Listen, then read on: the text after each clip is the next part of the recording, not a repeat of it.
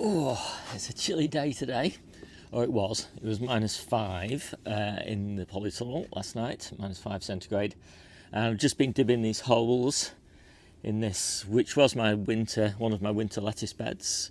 And now most of those lettuces have been harvested or lost actually to stem rot. So at least a third of them probably were lost to stem rot. So nice deep holes. And I'm going to fill this bed now mostly with Asian greens, but with beetroot down this edge here. The Asian greens will all be harvested long before the tomatoes go in, and the beetroot will still be in, so that's why I'm putting them down here, because the tomatoes go down there. And the beetroot are ready basically about tomato planting time, but they'll last for quite a bit longer, and they'll last until my second early beetroot are ready, and they're going to go in the cold frame. I'm going to plant in those as well today. Everything's defrosted quite nicely now. So I'll show you the seedlings. I've got quite a nice selection of seedlings that I'm going to be planting today, and then we'll get on. So I'm going to start off with these red stem choi. And I've got quite a lot of these already. As you can see, the furthest on are going to seed, and so those will be all harvested sort of today or next week. And then the second succession are just starting to show signs that they'll be going to seed within the next 2 or 3 weeks.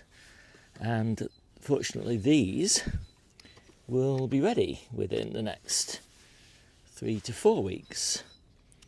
So they look a little bit small now, but it's that time of year. There's enough energy in the sun to get them moving. And I've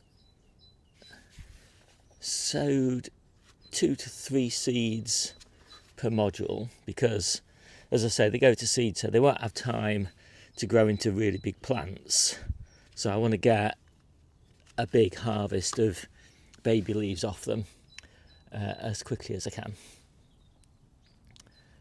I tried to make the planting holes fairly deep so that these leggy plants get a little bit of support. And I started these about 3 weeks ago. They've been in the house, germinated in the house, grown under grow lights for most of their life, and then hardened off for a few days in the greenhouse, and then hopefully survived that pretty hard frost last night. So next up I've got these tatsoi, and I've never done this before, but I've tried multi-sowing these. I always do this with the red stem choi, but I've never tried it with the tatsoi. Tatsoi growth habit doesn't tend to lend itself to multi-sowing, but I thought, well, I'll just give it a go, because again, I only really want lots and lots of baby salad leaves. So multi-sowing is generally the best approach if you want that. Obviously it's no good if you want big chois for cooking. These are all looking quite nice, healthy little plants, although they're very young. But I do like to plant things out when they're nice and young, especially when I've got empty bed space. I always think plants do better in the ground. So let's give them a chance to prove me right. And you can see I've got my fleece here just in case we have any more cold weather snaps. We probably will. So I've just cleared a few more lettuces. I picked some nice leaves, they're looking okay. But I've got a lot more leaves that were substandard. And I'll just show you kind of what I mean by that. So I'm just going to work my way through some of these lettuce leaves and show you the sorts of problems that I'm getting. So I've got tip burn just starting on the edges of these leaves. I've got leaves starting to rot away where they won't get enough sunlight. I've got more advanced tip burn. Let me just break that leaf off so I can show you. There. Hopefully you can see that. I've got little bits of stem rot. Yeah, just more tip burn starting on the ends of these. So, you know, these lettuces, they're never going to do anything really. Never going to amount to much if I leave them in. Much better to get them replanted. So, got the tatsoi in, and now I'm going to put some traditional choi to grow into big plants for cooking. So these are Rosetto. Some of these are single sown, some of them are double sown. Again, just trying experiments. It's a nice time of year for trying experiments because spring is always incredibly productive for me. I've always got way too much to harvest, so I can afford to take a few experiments.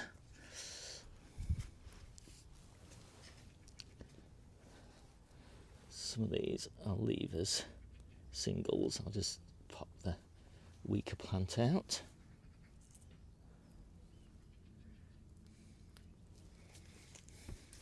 And some of them I'll leave as doubles just because I want to see what happens.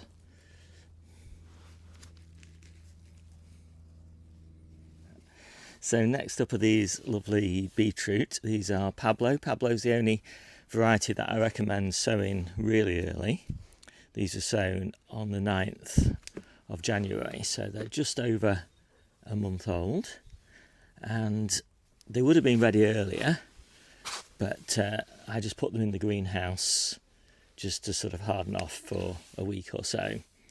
And, you know, the greenhouse is pretty cold in late January, early February. I'm trying to pick the modules that I've got 2 and a few with 3 seedlings because I want them early.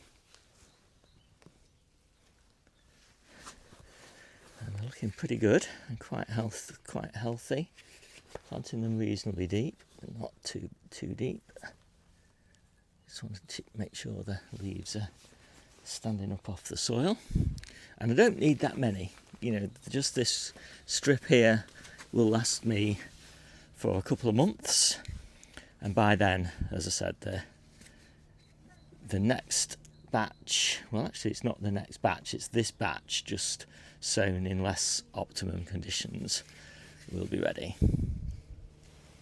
So next up I'm just popping these Calabrese in down the middle here. I did have lettuces in here, gradually been harvesting all of these and obviously harvesting down the middle first. And they're not very big plants, but they've got a mighty root system on them, so they should fly off. There is always a little bit of a chance that these will flower early, button as they call it, but it very rarely happens, so fingers crossed for that. So I just plant them down the middle here. I like about 6 plants down the middle of this bed, and you know they'll fill the bed by the time we get to May, and then they'll be out, and I'll pop tomatoes in down here. Right, so that's all the polytunnel stuff done. I've got the red stem pak choi in here, got the tatsoi in there, got the pak choi down there, got the beetroot down there, got the straggly lettuces that'll see us through for the next couple of, well, 2 or 3 weeks down there. Then I've got more lettuces down there, new ones, and more tatsoi down that end. And then I've taken the lettuces out that are on this edge strip here, and I've put red stem pak choi in down there and tatsoi in down there. And then I've got Calabrese down the middle, and I think I ended up with 7 plants. and that's where lettuces were over winter.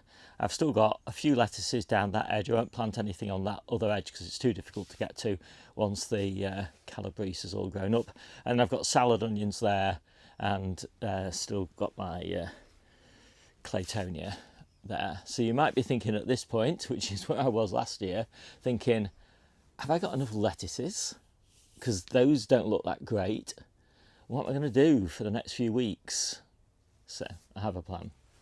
So hopefully when I open this up, we will see lettuces almost ready for harvest. And most of them are still alive. So they're looking so much nicer than the ones in the polytunnel, because these are new season lettuces. Started sort of back in October time. One of them has died, which is a shame because I haven't got any spares now, I don't think. But other than that, they're all looking pretty good. I'm not expecting many losses from this bed now because sun's energy is picking up. Plants who've got a stronger immune system can throw off diseases a lot easier than they could over winter. And then I have a backup plan in here. In between all the carrots, I planted a few lettuces. Again, not all of them survived, but a few survived, and so they will be growing on quite nicely and be ready in a couple of weeks' time, I should think. And still got plenty of carrots in here, and also planted lettuces in between here, and again, quite a lot of them survived. So, yeah, I don't think I'm going to struggle for the next few weeks. And then in these two beds, which I just cleared red cabbages out of, I popped some babies in, and they look like they've all established pretty well. I only put those in probably about 10 days ago, something like that now, and most of them have doubled in size since planting, so that's pretty good going. And obviously they'll be ready in about 6 weeks, probably, something like that. Right, that's all done then. So in the next video I'll get planting outside, and you can see what I'm up to there.